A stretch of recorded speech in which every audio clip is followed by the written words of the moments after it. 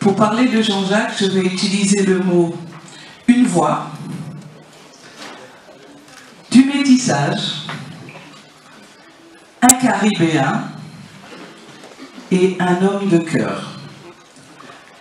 Alors tout d'abord, Jean-Jacques, je vais vous dire que Jean-Jacques est né d'une maman française et il est né en plein dans le pays du cassoulet et du foie gras.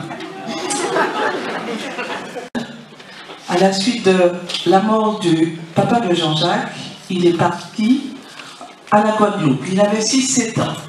Et là, il est tombé dans le fétou du Colombo.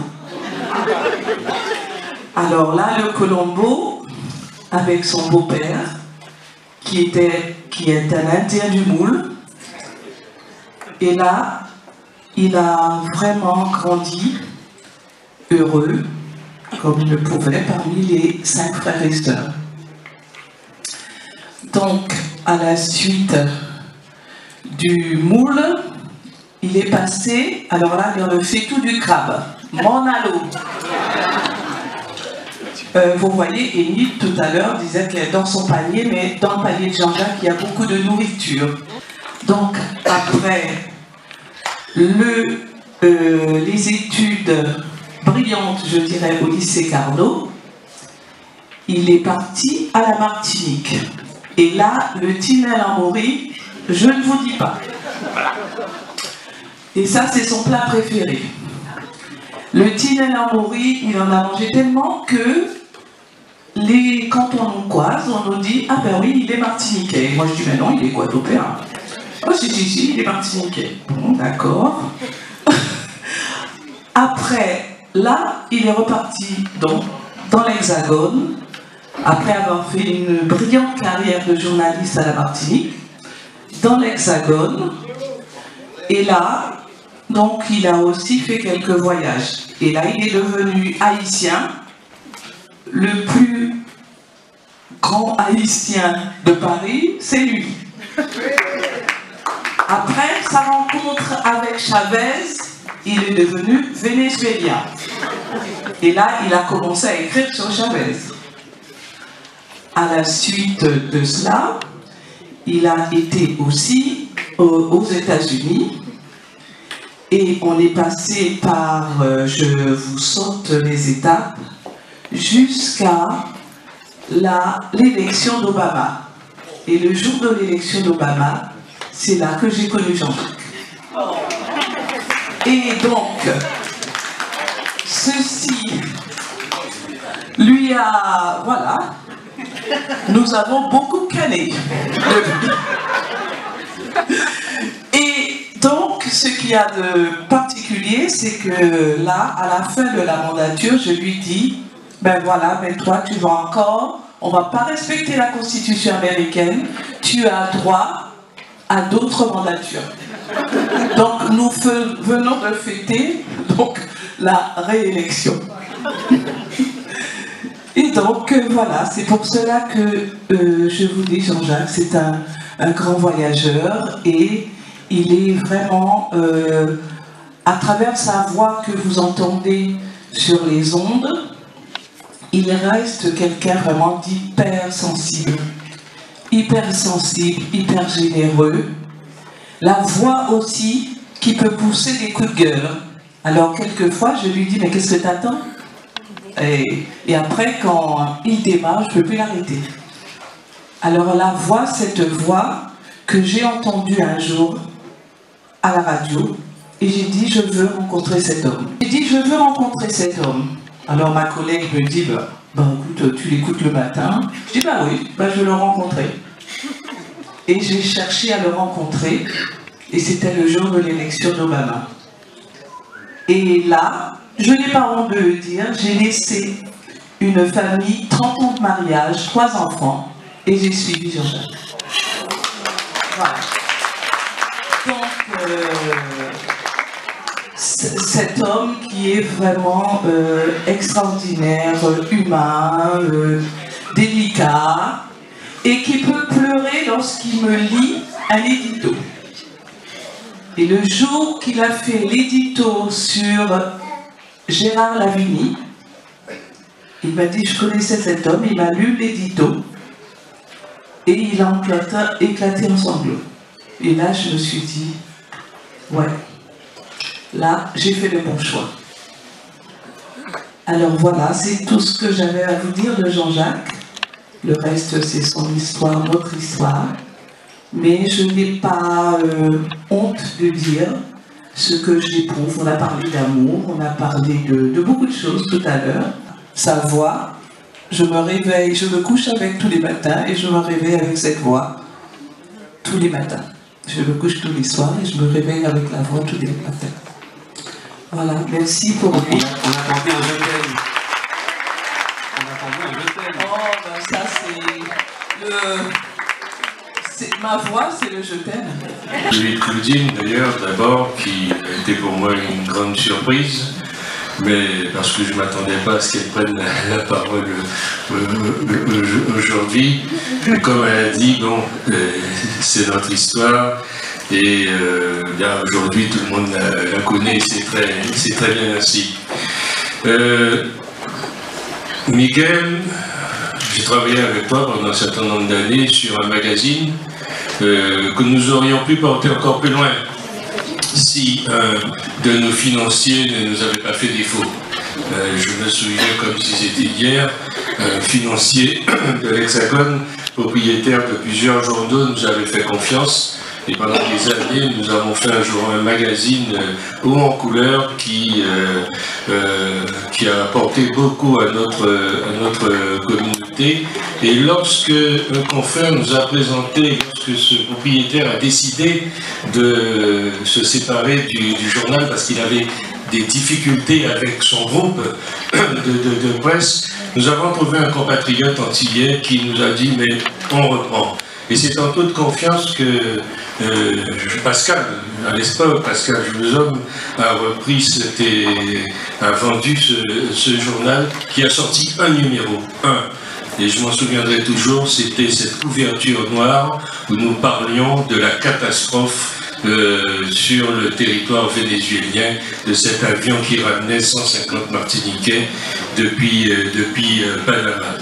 Ce journal est un de nos succès que je partage avec tous ceux qui, à l'époque, ont travaillé avec moi. Et il y a des gens, je l'ai appris récemment, qui ont toute la collection de ce journal, dont toi peut-être, qui est un magazine qui restera dans l'histoire. Moi, la presse, c'est ma passion.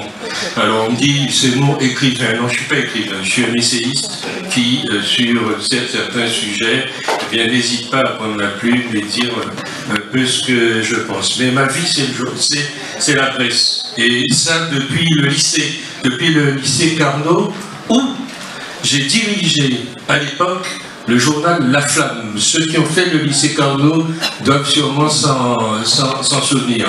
La Flamme. Et ce journal, lui aussi, a une histoire, parce qu'on a failli me mettre dehors du lycée. Parce que je racontais des choses dans ce journal qui se passaient dans cet établissement qui ne plaisait pas au proviseur de l'époque, qui, je m'en souviens, s'appelait M. Depierre. Et notamment, lorsque nous avons rendu compte des événements de mai 67 tels que nous les avions vécus sur la place de la Victoire à Pointe-à-Pitre. Et le journal, à l'époque, était imprimé à l'Étincelle. Chez l'Étincelle, c'est-à-dire le Parti communiste guadeloupéen. Donc, Seymour plus le Parti communiste guadeloupéen, ça fait une espèce de cocktail qui n'était pas très apprécié des autorités, enfin du proviseur du lycée, mais tout ceci s'est bien passé parce que mon père qui était professeur dans cet établissement, a pu mettre bon ordre dans cette affaire. Donc c'est de là que je tiens cette affaire. J'ai participé à toutes les aventures écrites et audiovisuelles des Antilles. France Antilles d'abord. Quand France Antilles s'est installée à la rue Inslin à Pointe-à-Pitre, je faisais partie de l'équipe aux côtés de Jean Chaumont-Lamotte, disparu récemment, et d'autres. Et c'est nous qui avons commencé à mettre en place ce journal. Donc c'était ma première expérience. Et puis je suis allé faire mes études à Toulouse, à l'université, à Sciences Po. Et quand je suis revenu, j'avais une place au lycée de Pointe-à-Pitre, au lycée de Bainbridge.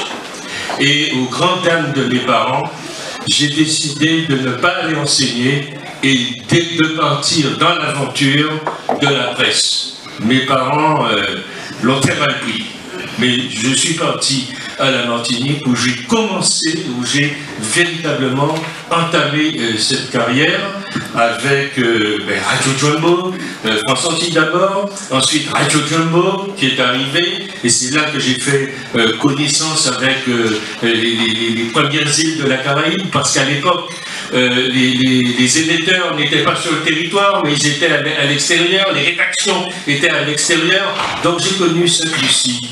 J'ai connu la Dominique pour Radio Jumbo, pour RCI par la suite, et j'ai commencé à connaître tous les grands hommes qui ont émergé de la décolonisation.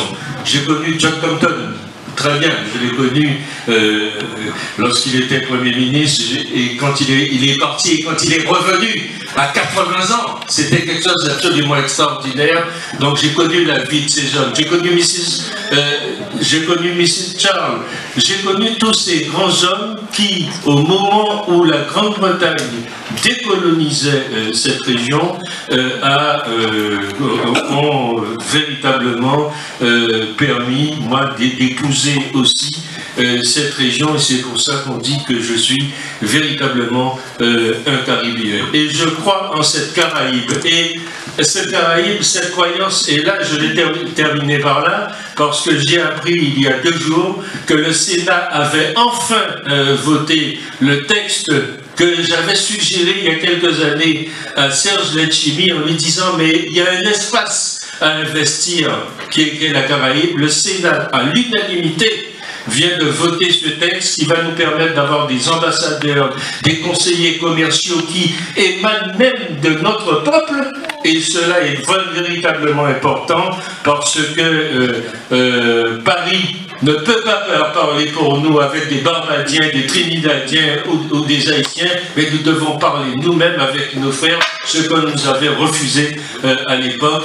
Ça aussi, c'est un combat journalistique que nous devons faire. Pour les hommages divers et variés qui se sont prononcés cet après-midi.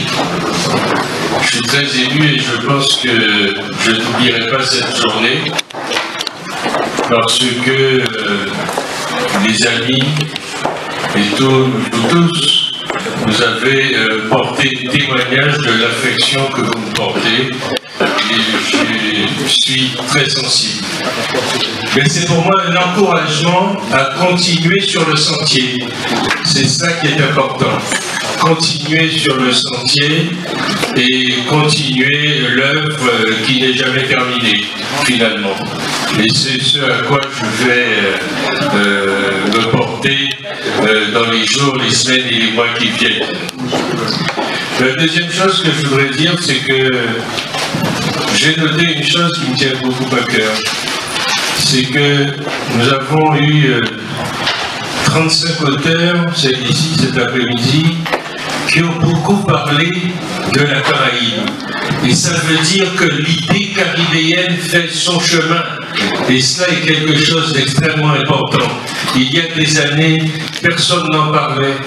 L'axe, c'était les Antilles métropoles, les Antilles métropoles. Aujourd'hui, nos auteurs baignent dans leur environnement. Et c'est pour moi une très très grande satisfaction parce que je suis un militant de la Caraïbe et je crois que je le resterai jusqu'à mon dernier souffle. Continuer sur cette voie, c'est la bonne aujourd'hui. Et puis, ce que je voudrais dire, c'est que c'est dommage que nos compatriotes de l'Hexagone et mes confrères en particulier ne soient pas là en masse pour voir la diversité qui s'est exprimée ici cet après-midi. Parce que nous avons assisté à quoi? et ce sera pour moi le mot de la fin. Nous avons assisté ici à un véritable dialogue des cultures. Je vous remercie.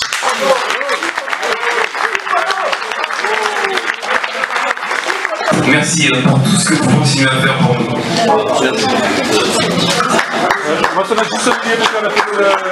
Quant à moi, je n'ai qu'un seul mot à dire. Merci Jean-Jacques. Merci Jean-Jacques. Merci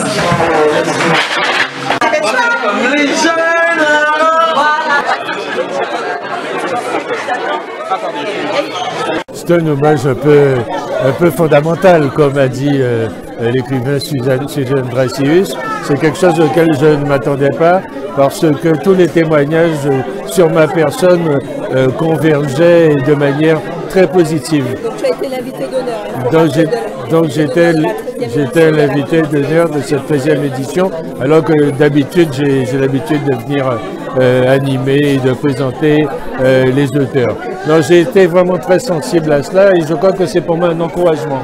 Comme je l'ai dit, un encouragement à continuer à faire ce travail que je fais, qui a l'air d'être apprécié, parce que c'est un travail professionnel, certes, mais c'est aussi un travail politique, mais faire du combat politique. Et le mien, il est caribéen depuis très longtemps, donc je suis vraiment satisfait de voir que les écrivains eux-mêmes prennent cette ouverture aujourd'hui, ont compris qu'ils avaient un environnement, c'est-à-dire qu'on a changé de mentalité. Nous, on nous disait, les îles d'à côté, elles n'existent pas. Vous n'avez qu'une seule boussole, c'est la France. Aujourd'hui, on a autre chose comme boussole, et une boussole riche. D'ailleurs, on le voit, on voit cette richesse. Ce n'est pas un salon du livre, c'est un espace d'échange, etc. Et comme je le disais tout à l'heure, et je crois que c'est ça qui est important, on a assisté à quoi cet après-midi? Un dialogue des cultures. Un Chinois qui est venu parler de son identité, celui-là de la Guadeloupe qui vient parler de cela, etc. Et c'est ça, un ami Saint-Lucien qui est venu aussi s'exprimer. Voilà, c'est ça, ce dialogue des cultures, et on ne peut que regretter que, vivant presque tous sur ce territoire, d'autres ne viennent pas s'intéresser à ce que nous faisons et découvriraient cette formidable richesse qu'il y a là. Merci.